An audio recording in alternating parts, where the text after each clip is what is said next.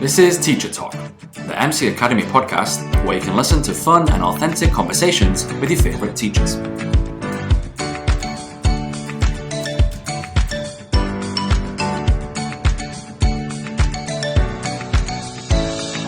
In this Zoom episode, we talk to Olli all about movies.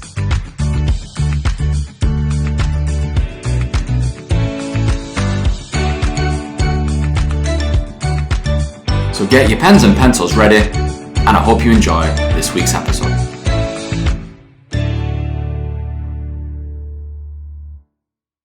All right, guys, here we are with episode 3. We've got Olli today. Hey, Olli, how's it going? Hey, Harry, I'm good. Yeah, not bad at all. How about you? Yeah, I'm fine. I'm great, thanks. So, Olli, to start, can you tell us a little bit about yourself? Yeah, sure, Harry. So I'm one of the English teachers, of course, at MC Academy. I normally do the kind of academic kind of classes, but I'm trying to do some more fun, interesting things as well. We don't always want to hear about IELTS, right? Yeah, that's true. And well, when I'm not teaching, I like to do lots of things, really. For example, I once watched all of the Lord of the Rings films in one day with all the extras. Wow. That's pretty amazing. Well, it's funny that you say that because today we're going to talk about movies. Oh, well, there you go. Perfect. Yeah. So, would you say you're a bit of a movie fan? Yeah, I think I'm not obsessed. I'm not crazy like some people. I think some people, maybe they go on IMDb or they go on the forums and they like to do a bit of research. But for me, I think I just like a good movie, Yeah, how about you? I thought we could, yeah, I'm the same. I'm not super obsessed, but I really, really like movies. I was going to ask the first question, probably the most important. What is your all-time favorite movie? It's pretty difficult, but can you choose one? Oh, man. Yeah, I think that is it, isn't it? Every time people ask that question, we always think, there's not just one. Yeah. Right? And I suppose for me, it kind of depends on the genre. So I have like one for each genre. That's kind of how I think about it. Yeah. But I think if we're going to go for like a modern classic, I think we've got to go for something like Inception. Oh, yeah. And great. I think most of the people who are going to be listening to this, they probably feel the same. Maybe they've seen it already. And I think a lot of people love it. Yeah, it's a great film. I think it's quite funny because it's one of those films where people either, when you talk to people and you ask them about it, they either say, I didn't understand it or I loved it. Yeah, it's a bit of a love and hate film, I think. Yeah, exactly. And I think it's literally people don't like it because they think it's a bit complicated or a bit overdone, right? Mm-hmm. But for me, I don't think that's a big problem. I think that makes a movie. Yeah, I like to be. Did you see challenged sometimes by what we watch? Did you see Tenet recently? No, I didn't actually know, but I want to. Yeah, me and my girlfriend got a chance to see it, luckily, and of course that's another Christopher Nolan movie. I don't think it was as good as Inception, but it was pretty special. Yeah, it was very good. Sounds like people are the same. They either love it or they don't understand it. Yeah, exactly. Same thing. Same mind warping kind of movie, I guess. Yeah. You mentioned it depends on the genre, but do you have a favorite kind of movie? Favorite type?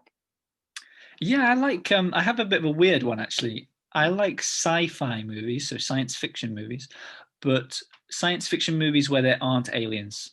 Right. So movies like Interstellar or The Martian. Yeah. Movies where people are stuck in space or stuck on another planet, but there's no aliens involved. Because I think when you start to include the aliens, it starts to become all about the aliens. Mm-hmm. Whereas I think if you don't have aliens, it's more about the people and kind of the psychology of the situation. Yeah. How about one of my favorite all-time sci-fi films is 2001: A Space Odyssey. Oh, of course, classic. Yes, and there's been lots of kind of not adaptations, but references to that, hasn't there, over the last few years? Yeah, for sure. Is that like aliens? I'm trying to think. I don't think it has aliens, right? No, I don't think so. Yeah. It's all about of course, the crazy computer, right? The AI. Yeah. What's it called again? I can't I remember. forgot.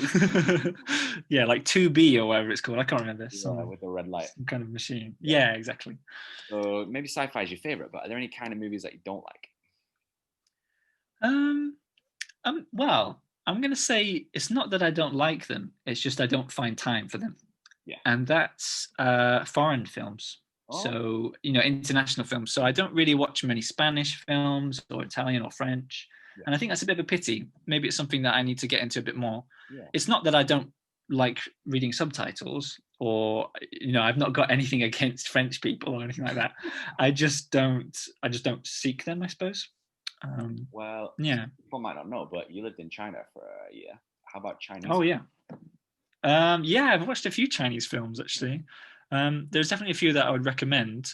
In fact, there's a movie coming out maybe next year or a year after, perhaps, Yeah. based on some books. It's like a adaptation from some books, Oh, and it's called The Three Body Problem, and right. that's a sci-fi series of books that I read while I was in China.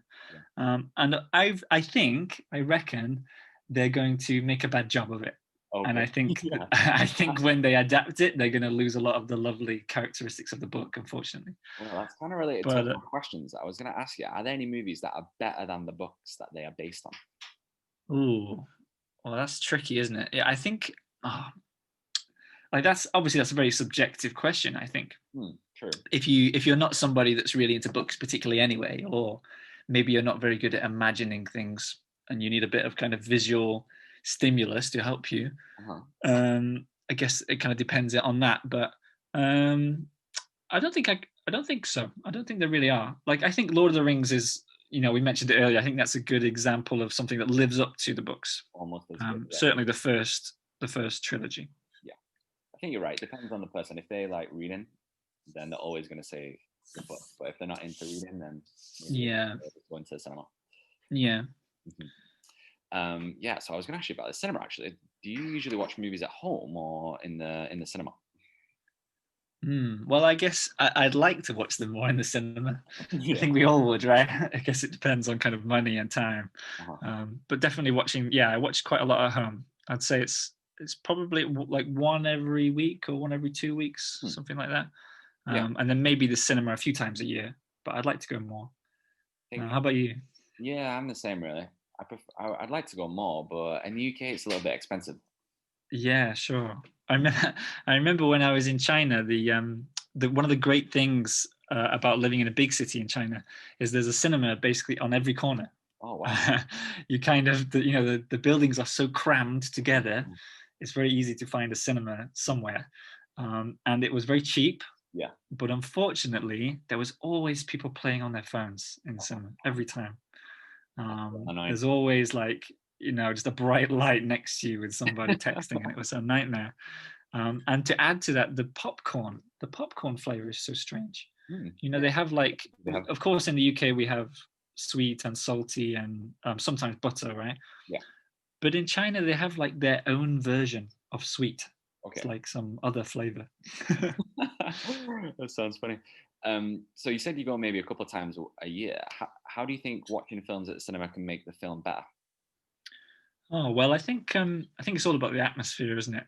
That's the reason we go to the cinema, of course. If we're going to pay for that experience, then that's what it's for. So, I suppose the screen size is Uh-huh. kind of filling your view. The sound quality is normally pretty good because they blast it around the room. Yeah, that's true. Um, yeah, and I think just kind of the experience, like knowing that you're watching it with other people. Mm. Like I don't know if you've heard about that idea of laughing during movies. We don't laugh when we sit by ourselves when we watch a movie. Yeah. And that's because it's like a social thing. We laugh because we kind of want other people to know that we like something. Mhm. And I don't know if you've noticed when you go to a cinema, even if something is not that funny, Yeah, people tend to exactly. laugh. Yeah, because it's kind of a collective experience. Yeah. So Yeah, I I think that's agree. part of it as well.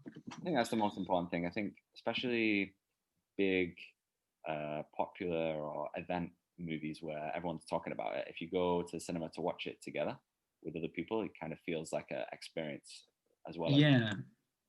Did you hear there was some news recently about I can't remember the name of the group, unfortunately, but it's a company that does cinema experiences where they get old movies and they have a stage in front of the screen, Yeah. and they act out some of the scenes from the movie while it's happening in the movie. Oh wow, that sounds cool. Um, and recently they got, I think the government gave them like a grant or some kind of like money to support the company Yeah. during the pandemic.